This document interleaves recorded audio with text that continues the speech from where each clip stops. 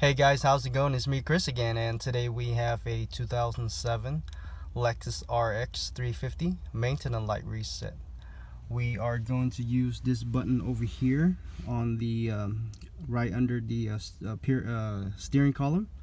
It's the ODO and trip button, and we're just going to be using that button. We're going to be looking at that screen right there. Go ahead and turn on your car without starting. Okay, we are waiting for Perry.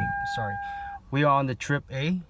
Make sure it's on the main mileage, which is the ODO, and go ahead and use that trip button to change it to ODO, just like that. Now go ahead and turn off your car. At the same time, press and hold that trip button and turn on your car without starting it. Give me a second. Just like that. As you can see, the blinker is running. Waiting for Perry. And we're done.